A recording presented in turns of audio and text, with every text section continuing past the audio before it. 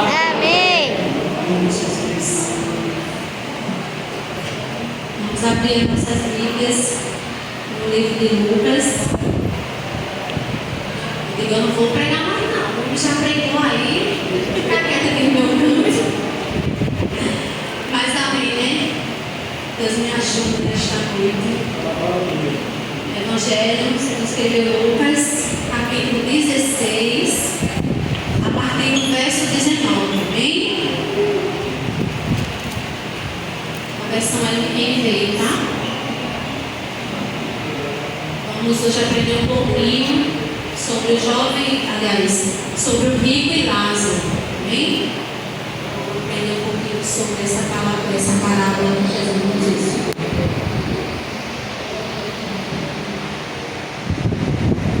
Glória a Deus. Vou passar ali. Havia um homem rico que se vestia de púrpura e de linho fino e vivia por luxo todos os dias. Diante do seu portão fora deixado um mendigo chamado Lázaro, coberto de chagas. Este ansiava comer o que caía da mesa do rico. Até os cães vinham lamber suas feridas. Chegou o dia que o mendigo morreu, e os anjos levaram para junto de Abraão. O rico também morreu e foi sepultado. No Hades, onde estava sendo atemorizado, ele olhou para cima e viu Abraão de longe, com Lázaro ao seu lado. Então chamou: Pai Abraão, tem misericórdia de mim, e manda que Lázaro molhe a ponta do dedo na água e refresque a minha língua, porque estou sofrendo muito neste fogo.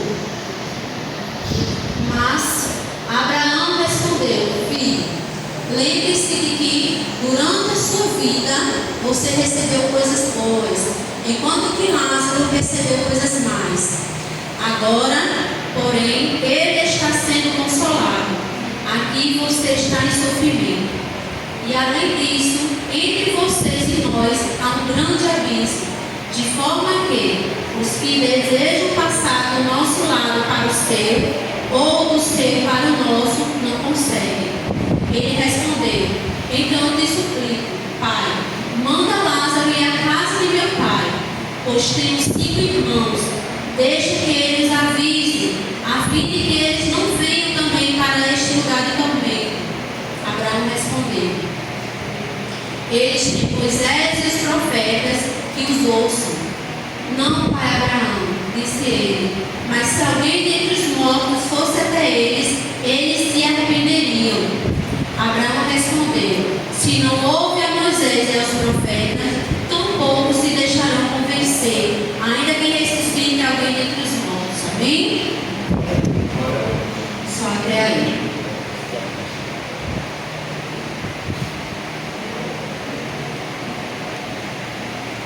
Esse texto, né, fala sobre a vida do rico e de Lázaro, né?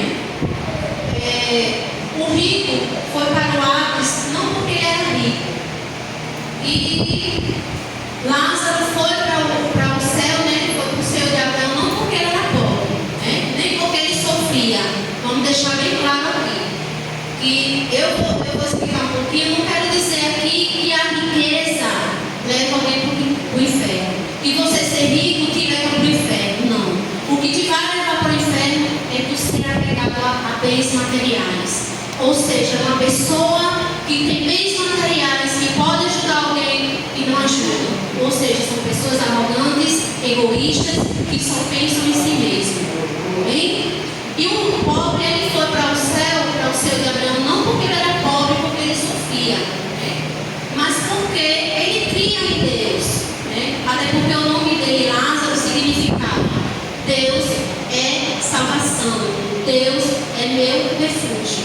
Amém? Então, ou seja, ele foi para o céu não porque ele era pobre, nem porque ele sofria, mas porque ele cria em Deus. Amém? Então, a parábola do rico e Lázaro não segue isoladamente do ministério de Jesus. Ela segue porque Jesus está ensinando sobre a mordomia, a fidelidade e o uso correto da riqueza.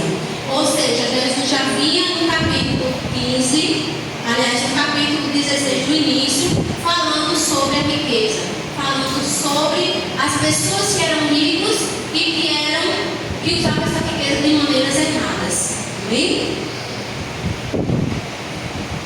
Antes de narrar essa história, Jesus havia contado a parábola do administrador infiel e feito declarações sobre a possibilidade deles servirem a Deus e ao dinheiro ao mesmo tempo. Ou seja, eles queriam servir a Deus e queriam servir ao dinheiro ao mesmo tempo. E para Deus não existe isso. Ou você serve a Deus verdadeiramente, ou você serve ao dinheiro. Ou seja, ou você vive a sua vida como você deseja. Amém? Lucas 16, o verso 13, vai nos explicar um pouquinho sobre isso. Nenhum servo pode servir a dois senhores, pois odiará um e amará o outro, ou se dedicará a um e desprezará o outro. Você não pode servir a Deus e ao dinheiro ao mesmo tempo, tá vendo? Então Jesus já vinha nesse capítulo ensinando sobre como viver corretamente com as riquezas. Isso aqui é só uma introdução para a gente chegar no assunto, tá, gente? Os fariseus eram conhecidos por sua avareza e amor ao dinheiro, e zombavam dos ensinamentos de Jesus. E também Jesus ensinou essa parábola por conta dos fariseus que estavam ali no meio do povo e eles zombavam dos ensinamentos de Jesus. Vamos ver também no versículo 14, do mesmo capítulo. Os fariseus que amavam dinheiro ouviam tudo isso e zombavam de Jesus. Por quê? Porque eles só queriam saber dos bens materiais. Como hoje em dia também, né? Existem muitos pastores por aí que só querem saber do quanto que está entrando dentro das igrejas. E as almas, eles não se preocupam. Os fariseus, eles conheciam a verdade, aliás, eles conheciam as escrituras, porque quem conhece a verdade se liberta. Eles conheciam as escrituras, porém eles não colocavam nada em prática. Então é isso, muitos pastores por aí, né, nos dias de hoje também fazem o mesmo. Eles só se preocupam com o que o servo, aliás, os membros das igrejas têm a oferecer. E eles não estão nem aí com as almas das pessoas. É por isso que a gente vê hoje em dia muitas igrejas pregando heresias, pregando sobre bens materiais, que não é pecado, mas uma coisa eu vou dizer, que você ter um bem material não é pecado. Você querer ter uma casa melhor, ter um carro melhor, ter uma vida próspera, isso não é pecado. Se torna pecado quando a gente coloca essas coisas em primeiro lugar na nossa vida. Ou seja, a gente deixa de adorar a Deus para adorar os bens que a gente tem. Amém? Então, o que acontece após a morte? Vamos entender um pouquinho. O que é que acontece após a morte? A vida continua após a morte? Ou será que tudo acaba como muitos por aí falam, né? Não, morreu, acabou, né? Não tem mais nada a fazer. Morreu, pronto. Ali enterrou, acabou. Mas não é bem assim não, tá? O texto mesmo ele nos explica. Então existe um destino final para os justos e para os ímpios, sim, né? Como o texto nos fala. O texto nos apresenta um contraste entre dois personagens, com destinos opostos. Nos mostra princípios fundamentais sobre a vida após a morte e a responsabilidade que temos enquanto estamos vivos. Então, como o irmão antes de mim falou aqui, né, que nós devemos falar do Evangelho de Cristo. Isso é responsabilidade nossa. Vocês viram que quando Abraão estava no Hades, ele pediu o quê? Que mandasse Lázaro ir até lá, os seus irmãos. Ou seja, ele teve a consciência que aquele lugar era ruim e ele não queria que seus irmãos fossem para lá. Assim somos nós também, né? A gente não quer que nossos irmãos vá também, né? Porque a gente quer que todos sejam salvos, não é isso? Ou então, se a gente não quiser, não tem algo errado dentro de nós. Então, Cristo não habita em nós. Porque a gente não sentir a dor do nosso irmão, que não quer nada com Cristo, aí está difícil para nós. Então, ele sentia a necessidade, né? Então, hoje iremos aprender com base bíblica sobre estas questões. Então, nada que eu falar aqui ser sobre a palavra de Deus. Iremos aprender com a base bíblica, ou seja, através dos ensinamentos do Senhor Jesus. Então o texto nos apresenta dois personagens, não é isso? O rico, né, que vivia na luxúria, vestia roupas finas, né? Ele fazia banquete todos os dias, ou seja, ele vivia uma vida de luxo, uma vida sem responsabilidade nenhuma. Não estava nem aí para o que poderia acontecer ao dia da manhã. Assim somos nós também no dia de hoje. Tem muitos que estão comendo, bebendo, casando, dando-se casamento, né, que a palavra do Senhor nos fala, e não estão preocupados com o destino final da vida. Ou seja, não sabemos a hora, nem o dia em que vamos partir. Né? Pode ser a qualquer momento. E como é que está a nossa vida diante do Senhor? Como é que estamos vivendo? Será que estamos fazendo a vontade de Deus? Será que estamos obedecendo a sua palavra? Isso eu estou falando para nós que estamos aqui hoje. Né? Será que estamos fazendo a vontade do Senhor? Para um pouquinho e reflita sobre a sua vida. Se Jesus chamar a sua ficha hoje, você está pronto para ir? Você está pronto para subir? Então fica essa pergunta para cada um de nós. Para a gente refletir e pensar sobre isso. Porque é muito fácil a gente viver a nossa vida de qualquer jeito. E a gente não pensar no dia de amanhã. Ou seja, daqui a pouco. Né? A gente está aqui, de repente, pode sair e acontecer algo. Fica só lembrança. Né? Então, esse rico ele via dessa maneira. Não estava nem para nada. Lázaro, que era um mendigo coberto de feridas, já vivia na porta do rico, mendigando, pedindo uma migalha de pão. Só que o rico, ele fazia o quê? Nada, ele não dava nada para Lázaro, né? E ele passava o tempo todo ali a mendigar, pedindo pelo menos uma migalha de pão para se alimentar. Então a diferença entre os dois é extrema. Enquanto um esbanjava, né, ignorava a necessidade do seu próximo, o outro vivia na miséria. Para você ver o contraste dos dois, né? Um esbanjava e o outro vivia na miséria. Como eu falei, um foi para o Hades, não foi porque ele era rico, e o outro foi para o seu de Abraão, não foi porque ele era pobre, mas porque tinha uma diferença entre os dois. Um adorava a Deus e o outro não. E? Mas tudo isso inverte após a morte. Não por conta da pobreza ou da riqueza em si, mas porque Deus julga os corações e as atitudes de cada um de nós. Ele sonda o mais íntimo do nosso coração. Não adianta a gente ter a aparência de ser bonzinho, de ser bondosos. Deus sabe o que tem dentro do nosso coração. O coração como ele é enganoso, mas Deus ele sabe. Eu posso estar aqui pregando e lá fora eu sou uma pessoa má. Vocês não me conhecem profundamente, mas Deus sabe que eu sou. Né? Sabe que cada um de nós somos. Verdadeiramente.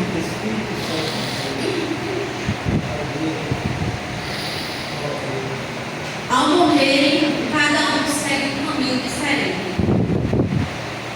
Lázaro é levado para o seio de Abraão, onde está escrito em Mateus 16, a partir do verso 22. Chegou o dia em que o mendigo morreu, e os anjos levaram para junto de Abraão. O rico também morreu e foi sepultado. Então aqui a gente vê, né, que ele foi, o seio de Abraão significa lugar de descanso, que ele teve um descanso eterno. Né? Ele foi levado para o seio de Abraão. Já o rico, ele é lançado no Hades, um lugar de tormento e sofrimento. Verso 23, que diz assim: no Hades, onde estava sendo atormentado, ele olhou para cima e viu Abraão de longe, com Lázaro ao seu lado. Então, o rico estava em tormento eterno. Quantos a partir desse momento, nessa hora, está nesse momento também sofrendo no Hades, né? Pedindo socorro ali, só que agora já é tarde demais. Quantos têm perecido aí neste mundo? E o que nós como igreja estamos fazendo? Como o irmão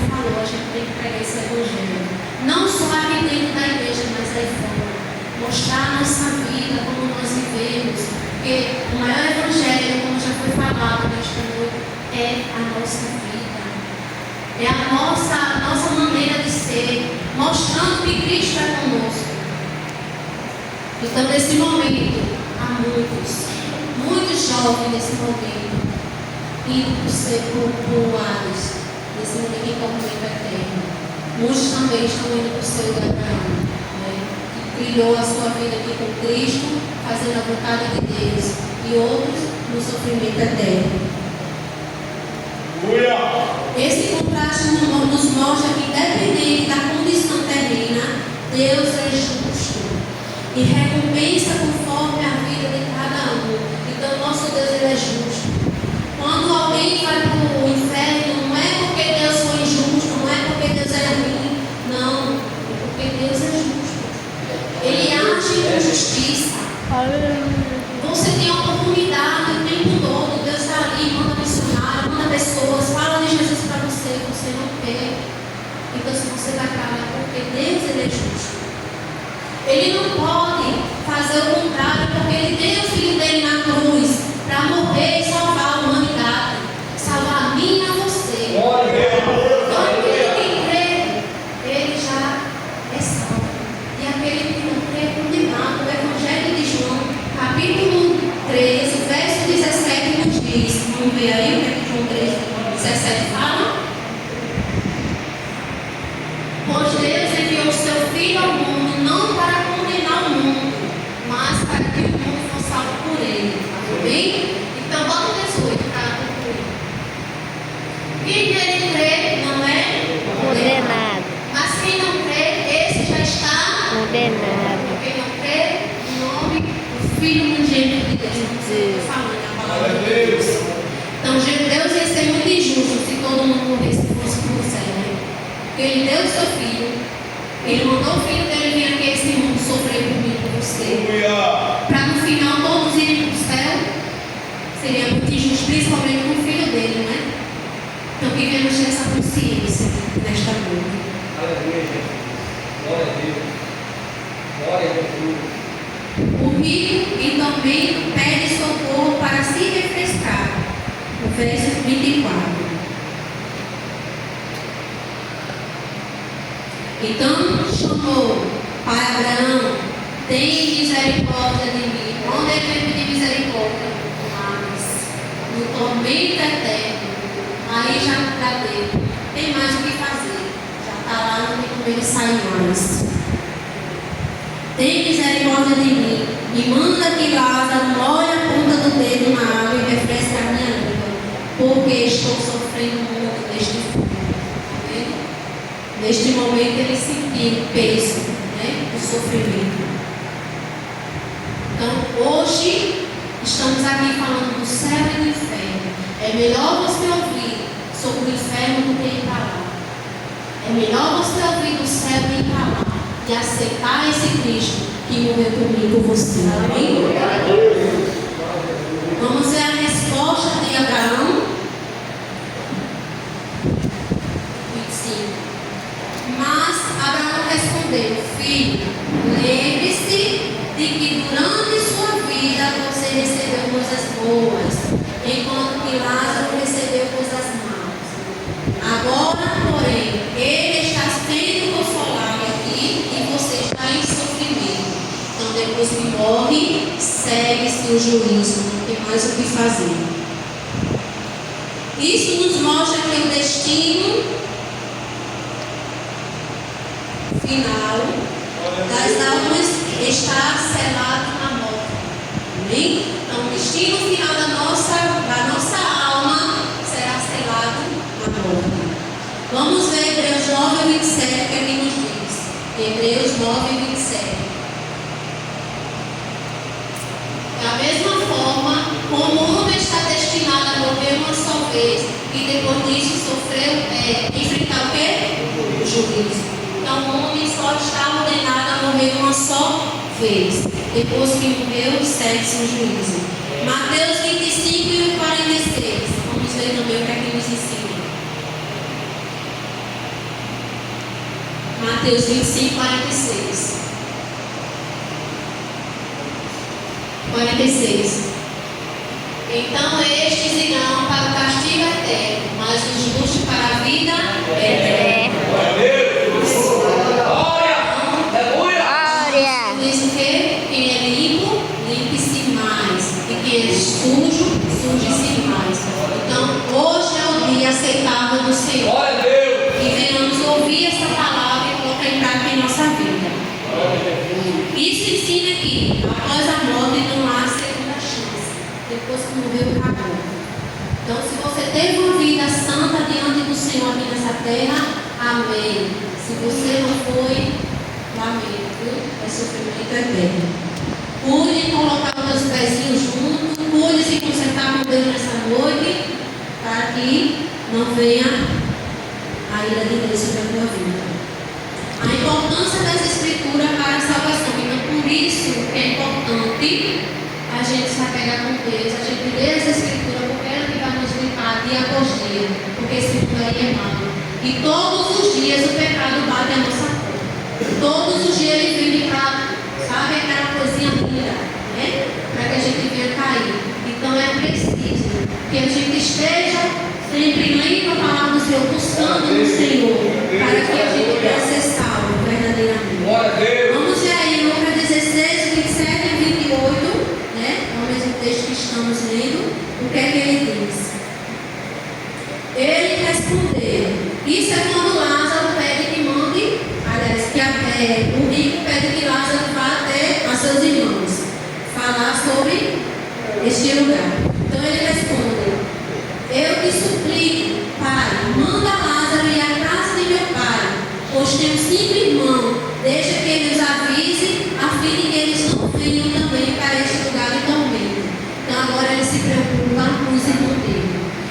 Olha, ele aqui no Hades, ele está preocupado com seus irmãos que estão longe de Cristo. E nós que estamos aqui na terra, a gente tem se preocupado com o nosso irmão, com os nossos familiares, com os nossos vizinhos, com os nossos amigos, temos nos preocupado com eles. É uma pergunta também que eu deixo para cada um de nós, inclusive para mim também. Então ele aqui, ele no tormento, ele se preocupa, ele lembra dos seus irmãos. E ele não quer que nenhum vá para lá. E nós, como é que nós estamos agindo? Temos orado pela nossa família, pelos nossos filhos, pelos nossos parentes, pelos nossos vizinhos, né? É uma responsabilidade nossa. Jesus disse: ide, pregar o Evangelho a toda criatura. Ele mandou a gente sair das 4 paredes e ir fora pregar. Quando você tiver a oportunidade, você não deixa de pregar o Evangelho. Você prega e deixa que quem vai convencer, como foi falado nesta noite, é o Espírito Santo de Deus. Ele vai nos convencer do pecado, do juízo e da justiça. Glória a Deus! Então aqui ele estava preocupado com seus familiares, né? Olha a resposta de Abraão, no 29. Abraão respondeu: eles têm Moisés e os profetas, que os ouçam. Ou seja, eles têm a palavra, que eles me ouviram, porque vocês lembram que Jesus ele ressuscitou Lázaro? Lembram? Será que ali todo mundo creu em Jesus? Porque Lázaro estava morto. Vocês lembram? Lázaro de Betânia. Será que todo mundo ali creu que Jesus era poderoso verdadeiramente? Será que todo mundo creu que Jesus era o Salvador da sua vida? Não, né? Então aqui a gente já... Jesus, o próprio Jesus, ele ressuscitou dos mortos. Né? E hoje, a gente crê que todo mundo crê que Jesus ele ressuscitou, está vivo, nem todos. Então aqui para Abraão ele disse: eles têm os profetas, eles têm Moisés, ou seja, tem a lei e tem as escrituras para falar para eles. Então que eles venham ouvir essa voz. Isso significa que a palavra de Deus já dá todas as direções para a salvação. Ela que nos conduz, ela que nos limpa, ela que vai nos moldar para que a gente chegue no seu Senhor. Mas o rico insiste que manda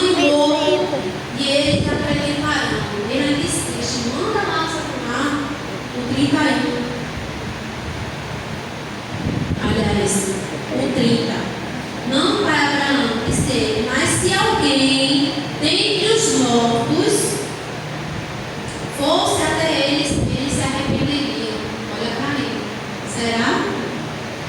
Se ele não crê na palavra de Deus, ele vai crer no morto. Vai ler com fé atormentado mais ainda. Imagina uma pessoa morta chegar aqui na frente de nós. Todo mundo dá uma carreira, minha gente. Dá uma carreira aqui, misericórdia. Leia que eu diga. É a cara de ler. Então é sério. Quando ele estava ali no momento, ele lembrou das coisas. Então a gente tem essa consciência também de pregar o Evangelho. Que venhamos ter essa consciência. Vamos ver aí o João 5, 39. A igreja lê, por favor. Vocês estudam cuidadosamente as Escrituras, porque consideram que nelas tem a vida eterna, e são Escrituras que testemunham a meu respeito. Olha o que Jesus manda fazer. Vocês estudam cuidadosamente as Escrituras porque consideram que nelas tem a vida eterna. E são as Escrituras que dão testemunho de mim. Está vendo? Ao meu respeito. Ou seja, será Cristo falando. Atos 26 e 23.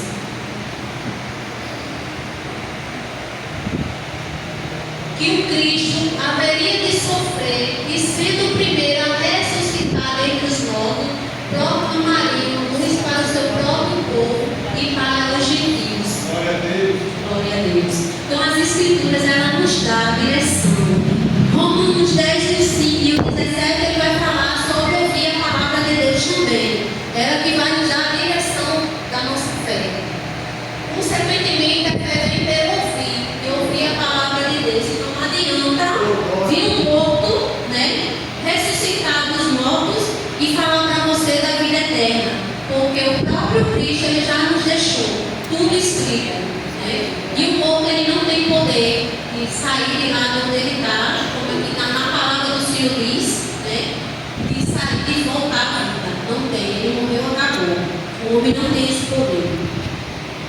Então essa passagem de Lucas 19, aliás 16, do 19 ao 31, é uma parábola contada por Jesus, que ilustra a justiça divina e a necessidade de ouvir as Escrituras. Então, gente, quando vier à igreja, quando vocês ouvirem os ensinamentos, não deixe entrar no ouvido e sair do outro. Coloque um prato no ouvido. Busque cada dia mais se aperfeiçoar na presença de Deus. Busque cada dia mais viver uma vida de relacionamento com Deus, que é isso que vai nos dar a direção. Não se trata de um relato literal sobre a vida após a morte, mas de uma lição moral contra a hipocrisia dos fariseus e sua confiança nas riquezas, que contraste com a verdadeira fé. Então, isso aqui ele não quer dizer tudo. Ele quer combater a hipocrisia dos fariseus. Quantos tem hoje, né? Quantos fariseus tem hoje, né? Hipócritas que estão ensinando o povo, pregando mentiras, heresias, né? Levando as pessoas com um abismo maior do que eles caminham. Porque essas pessoas, naquele grande dia, eles vão prestar conta de cada vida que eles fizeram tropeçar. A palavra do Senhor nos diz. Vamos ver Eclesiastes 9, o 5 e o 6, o que é que nos relata sobre essas coisas. Pois os vivos sabem que morrerão. Cada um de nós aqui sabemos que o dia iremos morrer, sabemos? Sim. Mas os mortos nada sabem. Para eles não há mais recompensa, porque a sua memória cai no esquecimento. 6. Para eles o amor, o ódio e a inveja há muito desapareceram. Nunca mais terão parte de nada do que acontece debaixo do sol. Então, aí a palavra de Deus já coloca por terra esse negócio de morto voltar à vida. Né? Isso aí não existe. Né? Então morreu, acabou. Daniel 12, o verso 2.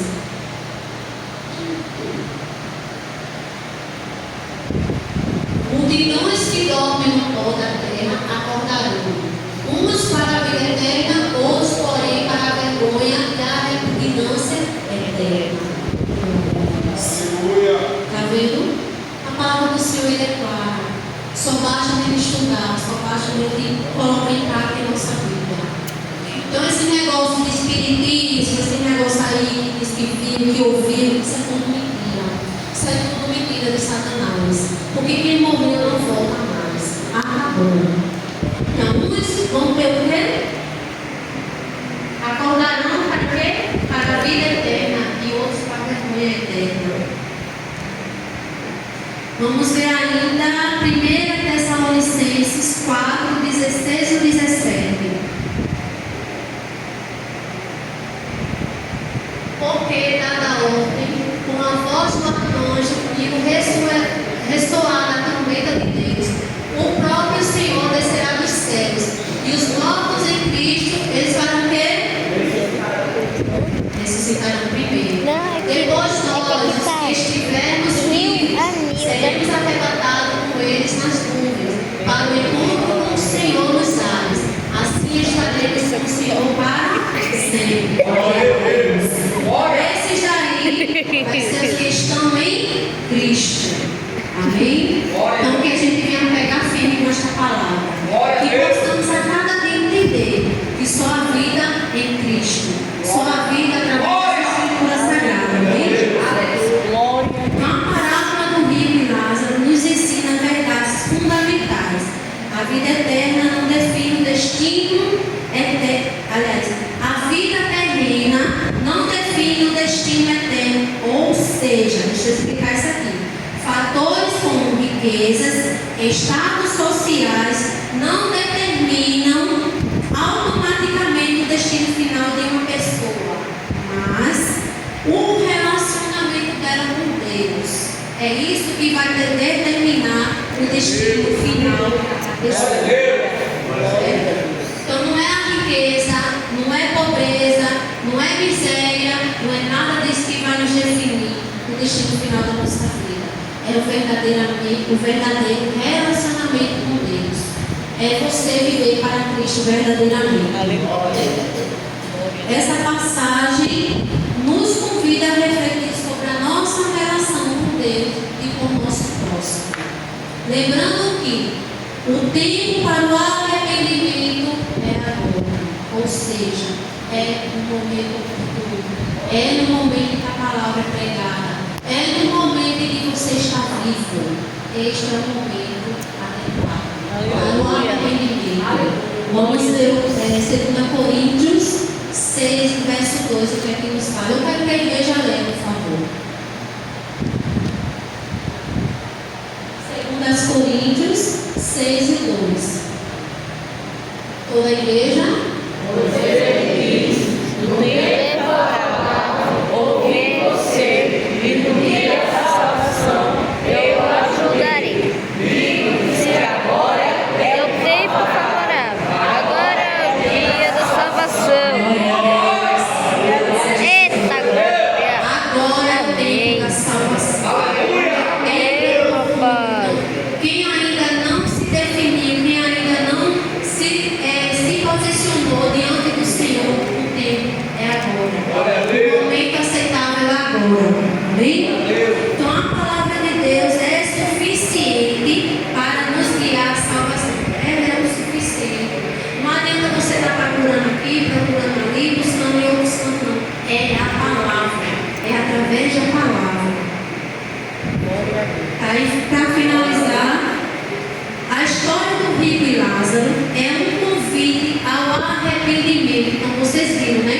Um estava com sono eterno e o outro estava com sofrimento eterno. Então, era um convite para nós refletirmos sobre a nossa vida com Deus, sobre como estamos levando a nossa vida. O que é que nós estamos fazendo diante do Senhor? Será que temos agradado ao Senhor com a nossa vida? É momento de refletir.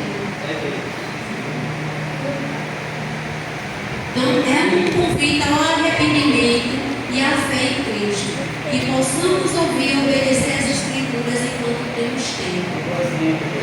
Hoje eu coloquei o tema desta pregação, que é a grande esperança, ou seja, o momento da esperança é hoje. Não deixe para amanhã, porque pode ser tarde demais. Então, o tempo favorável do Senhor é hoje. Aleluia. Glória a Deus. Então, as Escrituras, enquanto temos tempo, o nosso destino eterno depende das escolhas que fazemos em vida. Amém? Então, que Deus abençoe a todos. Eu não sou a pregadora de estar gritando, de estar pulando, de estar correndo. Isso aí vocês vão me ver nunca, a não ser que o Espírito Santo de Deus faça eu fazer isso, mas eu sou assim, eu gosto de falar assim para que todos entendam. Então, o tempo oportuno de Deus é hoje. Então, aquele que ainda não se posicionou diante do Senhor, use se posicionar. Aleluia. E as escolhas a gente só pode fazer enquanto a vida. Enquanto a vida, a esperança. Depois, cesse o juízo. Deus abençoe a todos, irmãos.